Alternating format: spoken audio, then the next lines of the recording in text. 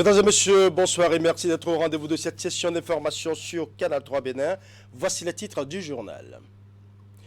Boni Yayi et Patrice Talon ensemble au Palais de la Marina pour échanger sur les faits brûlants de l'actualité nationale.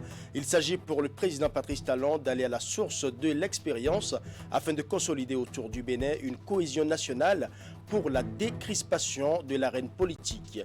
Les deux personnalités se sont confiées à la presse après leur tête-à-tête privé. La substance de leur message dans ce journal. Nous parlerons également diplomatie dans ce journal avec la rencontre entre le Bénin et la Belgique. Les deux États évaluent la mise en œuvre des projets et programmes d'accord partis au titre de leur coopération.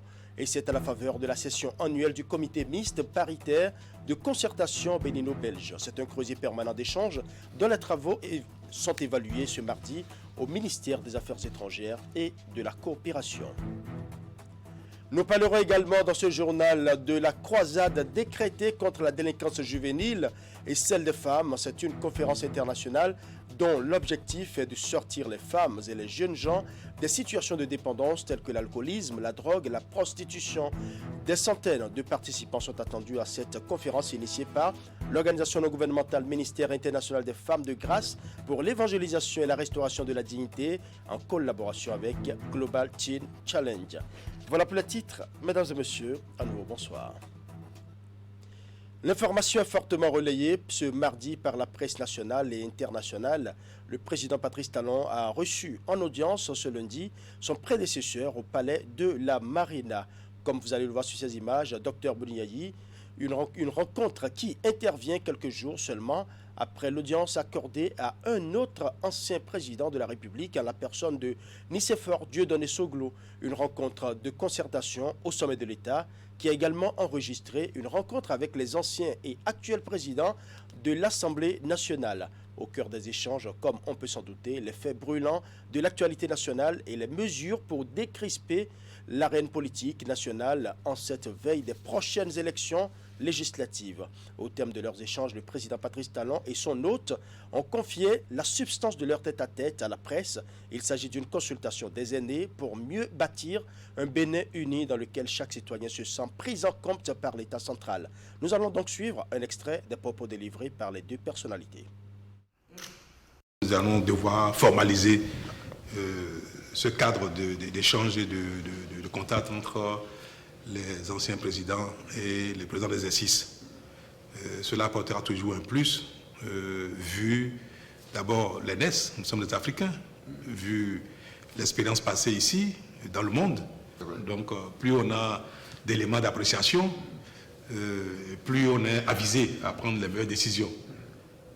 Donc je crois que assez rapidement nous allons formaliser ce cadre de concertation de manière régulière, de sorte que moi, pendant que je suis encore quelque temps, je puisse profiter de vous et que mon successeur puisse profiter de vous et de moi. Nous sommes disponibles. Et chaque fois, vous me faites l'économie de votre disponibilité. Vous ne ménagez pas vos efforts ni vos réflexions pour me donner les conseils utiles. Et à nouveau, je vous dis merci pour ça. Et je veux dire combien c'est utile ce genre d'échange. J'ai rencontré il y a quelques jours avant vous le président Soglo. Nous avons eu les mêmes échanges dans une ambiance très conviviale, très fraternelle. J'ai rencontré les anciens présidents de l'Assemblée nationale, y compris celui qui est en exercice, pour échanger également sur le problème de la société, la cherté de la vie, la cohésion sociale, l'insécurité, la paix politique, et avec tout ce que ça comporte. Et je me fais vraiment ce devoir et ce plaisir de changer avec vous sur ces sujets-là et me nourrir de votre expérience, de vos conseils. Et merci de rester disponible. Merci beaucoup.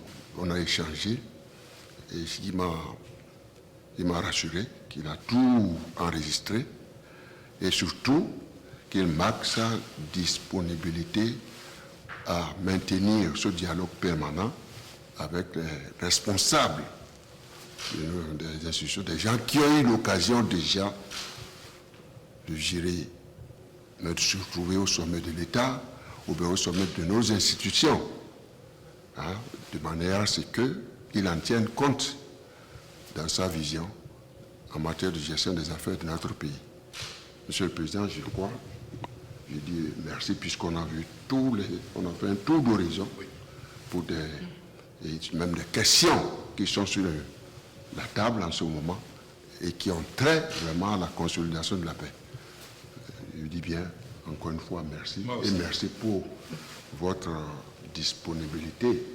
Et en retour, moi-même, je renouvelle ma disponibilité. Et qu'à tout moment, si ma présence était nécessaire pour que nous puissions échanger, je demeure toujours disponible pour le bonheur de tous les Béninois et de notre pays. Nous allons à présent parler diplomatie avec le Bénin et la Belgique qui évaluent la mise en œuvre des projets et programmes d'accords partis au titre de leur coopération. Et c'est à la faveur de la session annuelle du comité mixte paritaire de concertation bénino-belge. C'est un creuset permanent d'échange dont les travaux sont évalués ce mardi au ministère des Affaires étrangères et de la coopération. Narcisse Alosset pour plus de précisions. Pour la 4e fois de leur histoire, le Bénin et la Belgique se concertent à travers leur représentation diplomatique pour faire le point de la mise en œuvre des projets et programmes retenus d'accords partis au titre de leur coopération. Un travail qui traditionnellement se fait au sein du comité mixte paritaire mis sur pied par les deux pays. Le CMPC, on le sait, offre un cadre d'échange et de réflexion stratégique sur l'état de notre coopération, au cours duquel il est coutume de mener un dialogue cordial, teinté à la fois de sincérité, de franchise et de flexibilité. L'autre particularité de cette 4e session, c'est la participation en présentiel d'une délégation venue de Bruxelles. Une délégation qui est porteuse d'une série de préoccupations. Le nouveau programme de coopération s'orientera en premier lieu vers les groupes de la population les plus vulnérables et pauvres. Depuis peu, le nord du Bénin n'est plus préservé de la violence des extrémistes actifs sur la scène sous-régionale et en particulier aux abords de la frontière avec le Burkina Faso et le Niger. Des pertes de vies humaines ont été enregistrées dans cette région. La problématique sahélienne semble donc faire tache d'huile sur le territoire béninois. La hausse des prix des denrées alimentaires persiste et inquiète. Comment le gouvernement béninois fait-il face à cette problématique? Des préoccupations qui seront abordées au cours de cette session. Il sera aussi question d'échanger sur les perspectives de la coopération entre ces deux États partenaires. En l'absence du ministre des Affaires étrangères et de la coopération empêchée, c'est le secrétaire général du ministère qui a présidé les travaux. C'est pour moi une occasion particulièrement propice de rappeler que notre coopération avec la Belgique fait partie des modèles de coopération que le Bénin entretient avec ses partenaires européens. Et je voudrais, à cet effet, saisir la présente occasion pour exprimer toute la gratitude du gouvernement du président Patrice Talon quant à l'appui substantiel du Royaume de Belgique dans la mise en œuvre des différentes réformes en cours dans notre pays. Un appui qui se traduit par l'octroi au Bénin d'une enveloppe de 60 millions d'euros sur la période 2019-2023, celle du programme en cours. Le dit programme prend fin en novembre 2023 pour laisser place à un nouveau. Le comité mixte paritaire de concertation bénino-belge, lui, est composé de cadres venus des ministères sectoriels tels l'agriculture, la santé, les infrastructures et la sécurité, domaines dans lesquels le Royaume de la Belgique intervient au Bénin. Nous allons à présent parler agriculture avec les producteurs du pôle de développement agricole 4 qui peuvent désormais mieux gérer les risques climatiques liés à leur culture. La recherche scientifique pourvoit à leurs besoins en information, ceci grâce aux études de Soro Malikiyou Awo qui a défendu sa thèse de doctorat en géographie et gestion de l'environnement ce mardi. La soutenance a eu lieu à l'école doctorale pluridisciplinaire de l'université d'Abomey-Calavi. Reportage. Les études minutieuses sur les conditions climatiques pluviales dans les zones Borgou Sud, Donga et Colline sont ainsi couronnées.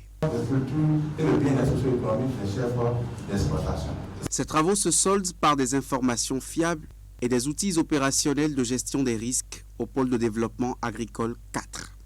L'auteur de ces recherches accède par ses résultats au grade de docteur en géographie et gestion de l'environnement.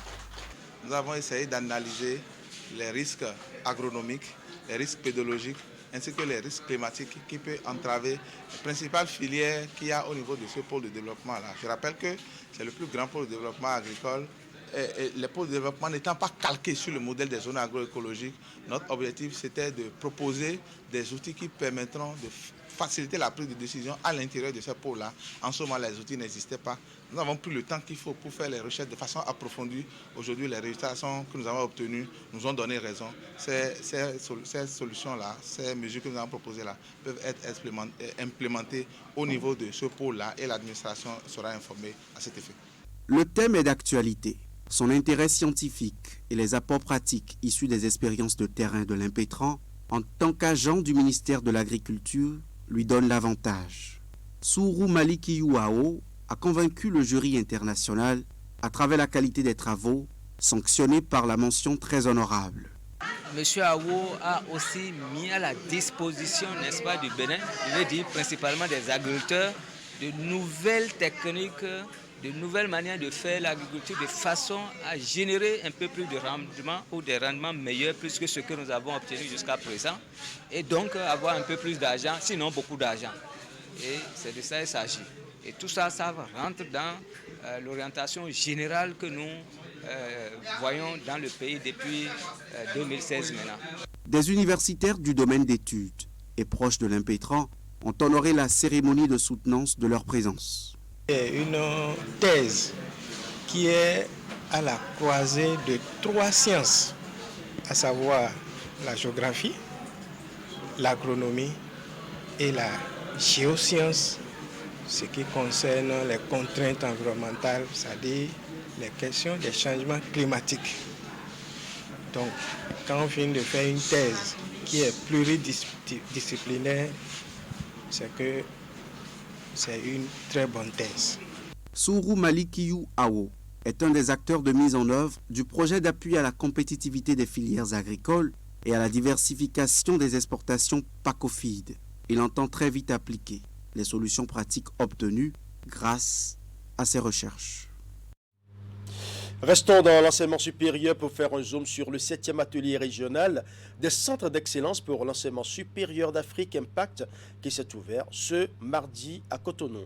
Ce sont des assises qui permettent aux pays participants de faire le point de la mise en œuvre du projet CEA Impact et d'échanger les expériences. L'atelier est organisé par l'Association des universités africaines. Suivons. Après le rendez-vous d'Abuja en 2019, c'est la première rencontre post-Covid en présentiel qui se tient à Cotonou. Au Palais des Congrès ce mardi 14 juin 2022, s'ouvrent les travaux du 7e atelier régional des centres d'excellence pour l'enseignement supérieur d'Afrique Impact. Initiative de l'Association des universités africaines en collaboration avec le ministère de l'Enseignement supérieur du Bénin, avec le soutien de la Banque mondiale et de l'Agence française de développement. Les résultats obtenus à ce jour, aussi bien par ACE Impact que par ACE Partners, sont déjà tout à fait significatifs et montrent que les différents centres appuyés par le projet sont en train de surmonter la perte d'élan due à la crise de la Covid. En particulier, on note que les recrutements d'étudiants sont satisfaisants, que des programmes de formation sont accrédités conformément aux prévisions. Le CEA Impact est bien plus qu'un projet, comme je le disais tantôt. C'est une vision à long terme qui a pour objectif de promouvoir l'excellence et la collaboration régionale dans l'enseignement supérieur et la recherche, afin de permettre aux pays participants et à l'Afrique de produire une expertise locale à même de répondre aux défis de développement de la région. Le projet des centres d'excellence pour l'enseignement supérieur d'Afrique Impact apporte son soutien dans le domaine de l'eau, des maladies infectieuses, des sciences et technologies numériques et les activités minières durables. Initié par la Banque mondiale en collaboration avec le gouvernement des pays participants, le projet CEA Impact prend en compte 11 pays d'Afrique avec 53 centres d'excellence opérationnels, dont 3 au Bénin. Au Bénin, nous avons lancé un ensemble de réformes parce qu'il est important d'agir et au plus rapidement dans le secteur éducatif. Et c'est pour cela que ces réformes ont impacté l'ensemble des compartiments, l'ensemble des composantes, depuis les apprenants jusqu'aux acteurs, jusqu'aux formateurs, en passant par l'environnement, en passant par toutes les ressources nécessaires pour engager de façon responsable et totale ces réformes. Démarré en juillet 2019, le projet des centres d'excellence pour l'enseignement supérieur d'Afrique Impact, qui est à sa deuxième phase, a une durée de 5 ans. Constitué des sessions plénières et tables rondes avec des experts, les travaux de ce 7e atelier régional prennent fin vendredi prochain. Donner son sang, un acte de solidarité. Rejoignez le mouvement et sauvez des vies. C'est sous cette bannière que le Bénin célèbre ce mardi la journée mondiale du donneur de sang. En prélude à l'événement célébré chaque 14 juin, le ministère en charge de la Santé s'adresse aux Béninois. Un message porté par Richard Venance Gandaro, secrétaire général adjoint du ministère. Nous allons suivre. En cette journée de reconnaissance, nous remercions les donneurs de sang bénévoles pour l'acte héroïque qu'ils posent périodiquement afin que des vies en détresse soient sauvées. Le Bénin, en sacrifiant une fois encore à cette tradition, se prépare à commémorer ainsi la 19e édition cette année. Après la commune de Klekame en 2021, c'est la ville de Ouida qui a été retenue pour abriter les manifestations officielles marquant cette 19e édition au Bénin. Les produits sanguins sont la composante majeure à la prise en charge de qualité des femmes qui souffrent de saignements au cours de l'accouchement, des enfants qui souffrent d'une anémie sévère provoquée par le paludisme et la malnutrition, des victimes de traumatismes, des cas d'urgence, de catastrophes et d'accidents, ainsi que les patients qui subissent des actes médicaux et chirurgicaux complexes. Face à ces situations qui n'épargnent personne, seule la solidarité pour une disponibilité des produits sanguins pourra nous permettre d'y apporter une solution thérapeutique efficace et sécurisée. Ainsi, le slogan de cette année, intitulé « Donner son sang, un acte de solidarité, rejoignez le mouvement et sauvez des vies », ce slogan, disais-je, nous interpelle tous. C'est pourquoi je vous invite à davantage accompagner l'Agence nationale pour la transfusion sanguine dans la collecte du sang en vue d'assurer une bonne disponibilité des produits sanguins sécurisés en temps réel au profit de nos patients qui sont dans le besoin sur l'ensemble du territoire national. En conséquence, je lance un vibrant appel à toute personne âgée de 18 ans au moins et de 65 ans au plus, pesant au moins 50 kilos, à rejoindre la famille des donneurs de sang bénévoles du Bénin pour permettre à notre pays d'éviter tout décès lié au manque de sang. Le Bénin, à l'instar de la communauté internationale, a donc célébré ce mardi 14 juin la 19e journée mondiale du donneur de sang, une journée instituée par l'Organisation mondiale de la santé pour exprimer la reconnaissance des États à toutes ces personnes qui donnent régulièrement un peu de leur sang pour sauver des vies humaines. Les manifestations officielles se sont déroulées dans la ville historique de Ouida en présence de tous les acteurs concernés à divers niveaux du système sanitaire. Reportage. Cette marche des donneurs bénévoles de sang du Bénin, démarrée au niveau du marché de Passé dans la ville de Ouida, lance la célébration de la 19e journée mondiale du donneur de sang. Ces derniers ont parcouru environ 5 km pour échouer ici, au fort français, où se déroulent les manifestations officielles. Une journée pour célébrer ces hommes et femmes qui donnent un peu de leur sang pour sauver des vies humaines. Nous ne devons pas être les seuls donneurs. Nous devons faire en sorte qu'il y ait 1, 2, 3, 4 donneurs par famille.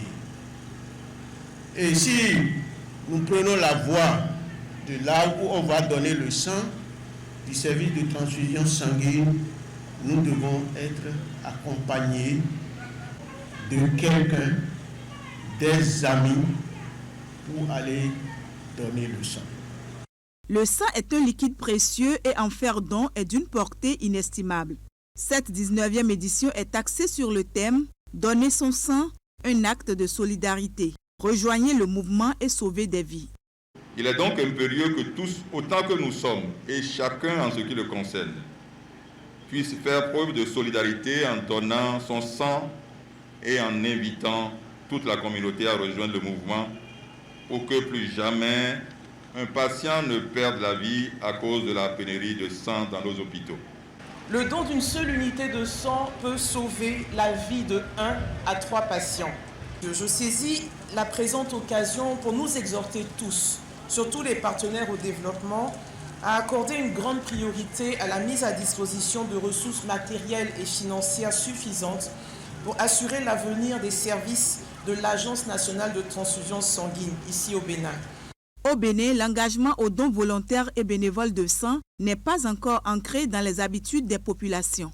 Malgré les efforts consentis par l'Agence nationale pour la transfusion sanguine, beaucoup reste à faire. Raison pour laquelle améliorer la disponibilité et l'accessibilité des produits sanguins dans toutes les localités, même les plus enclavées du Bénin, et pour tous les citoyens, reste une préoccupation majeure pour le gouvernement.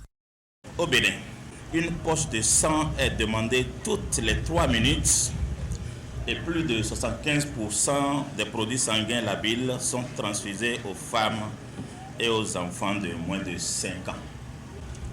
Vous contribuez, chers donneurs, par vos dons réguliers, à rendre disponible ce liquide précieux pour soigner efficacement les malades qui en ont besoin et sauver chaque année au Bénin plusieurs dizaines de milliers de vies.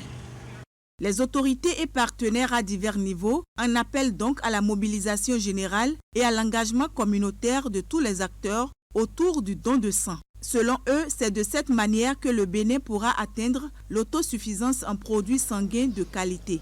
La célébration de la 19e journée mondiale du donneur de sang a été également l'occasion pour distinguer les meilleurs donneurs bénévoles de sang. Au nombre de 13, ils ont été faits chevaliers de l'ordre de mérite du sang. Je l'ai annoncé en début d'édition, l'organisation non gouvernementale Ministère international des femmes de grâce pour l'évangélisation et la restauration de la dignité, en collaboration avec Global Teen Challenge, est en croisade contre la délinquance juvénile et celle des femmes. Depuis hier lundi, elle a initié à Cotonou une conférence internationale dont l'objectif est de sortir les femmes et les jeunes gens des situations de dépendance telles que l'alcoolisme, la drogue, la prostitution. Des centaines de participants sont attendus à cette conférence dont les travaux se déroulent à la chapelle de l'église des Assemblées de Dieu, Temple Morija de Fidjrosé. Narcisse Anossé pour les détails. Devant le corps du Christ, composé majoritairement des femmes responsables des églises évangéliques d'Afrique et d'ailleurs, Naomi Azaria Houi se mue en messager du salut pour les âmes en perdition. C'est à la faveur d'une conférence internationale qui vise à sortir les femmes et jeunes gens de situations de dépendance telles que l'alcool, la drogue, la prostitution, bref, la délinquance. Le thème « Femme, lève-toi et brille ». Qu'est-ce que nous avons constaté? Nous avons vu que les femmes sont toujours à la traîne, peut-être à cause des pesanteurs sociales, mais le Seigneur Jésus-Christ, à travers ce verset, nous envoie en mission, nous demande de nous lever et de briller. Parce que quand lui, il était venu, il est venu pour les âmes perdues. Et ces âmes perdues, parmi ces âmes perdues, il y avait des drogués, il y avait des prostituées comme la femme samaritaine, il y avait la femme Rahab, la prostituée Rahab, il y avait des toxicomanes. Et le Seigneur Jésus-Christ est venu pour les pécheurs et non pour les justes. La croisade menée ici avec l'appui de l'ONG humanitaire chrétienne évangélique Global Teen Challenge est donc destinée aux âmes en détresse.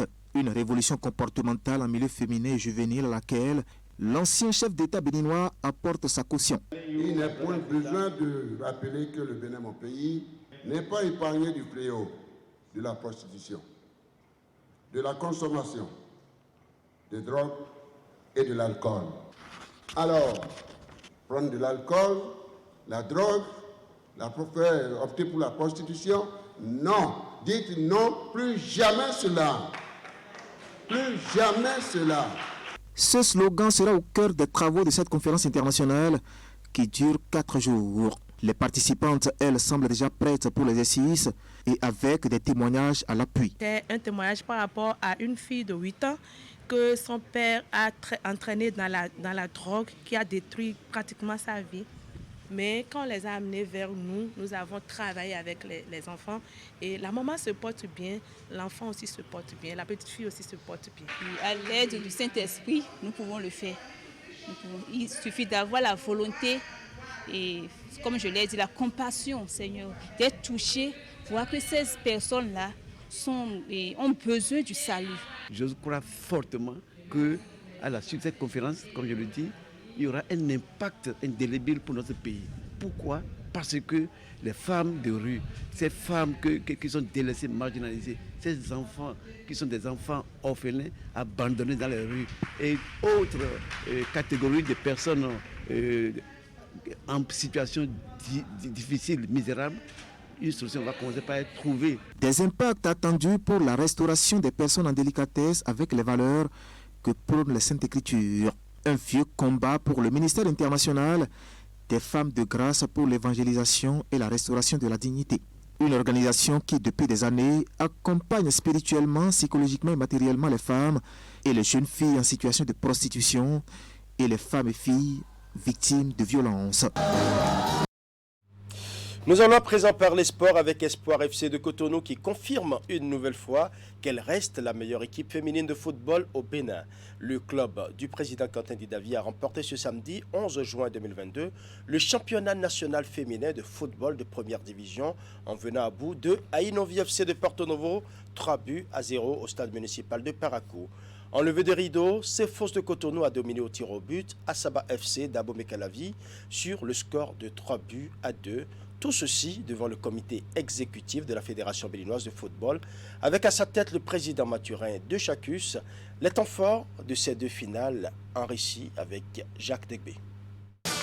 Espoir FC de Cotonou, tout de vert vêtu, et Ainovi FC de Porto Novo en tunique orange. C'est avec envie et détermination que les deux équipes foulent le stade municipal de Parakou.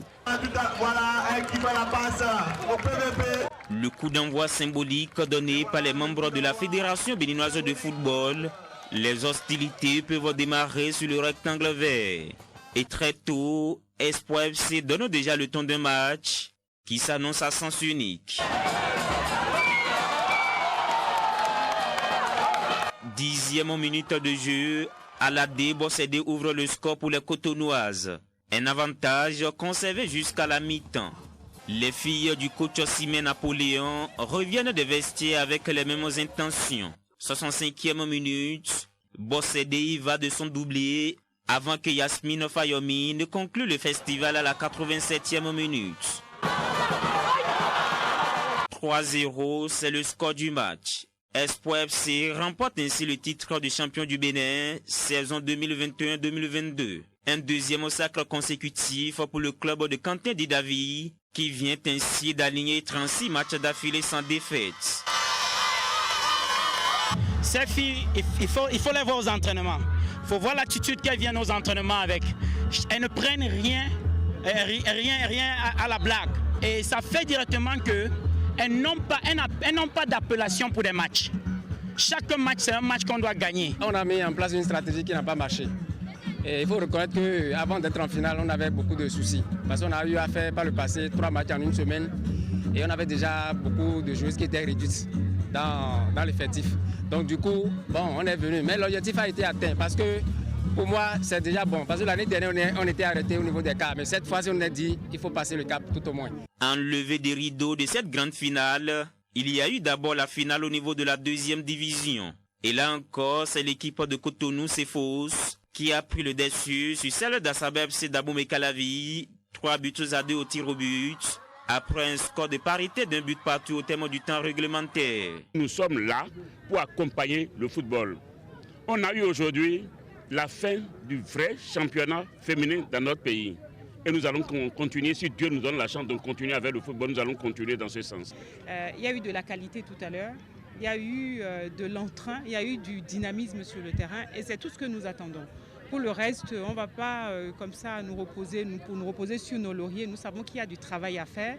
Et tel que le président de la fédération l'a dit tout à l'heure, c'est un travail d'équipe. Grâce à cette victoire, Espoir FC de Cotonou, d'office qualifié pour la Ligue africaine des champions féminines, empoche un chèque de 3 millions de francs CFA contre 1,5 million pour la vice-championne Ainovi FC. Au titre des récompenses individuelles, Espoir FC a également tout raflé avec le trophée de meilleure gardienne pour Diane Ogou et celui de meilleure buteuse pour Yolande Nyami, 27 réalisations au cours du championnat. Nous sommes des poussins dans cette compétition. C'est pour la première fois que le Bénin participe à cette compétition. Nous allons simplement honorer le Bénin pour ne pas être ridicule à cette compétition, je crois bien en octobre ou novembre prochain. Organisée en novembre 2021, la première édition de la Ligue des champions féminines africaines a été remportée par les Sud-Africaines de Mamelodi Sundowns. Les Béninoises d'Espoir FC de Cotonou ont également envie de créer leur histoire dans cette compétition dès cette année 2022. Voilà, ce sera tout pour ce journal. Merci pour votre aimable attention. Bonne soirée à chacun et à tous.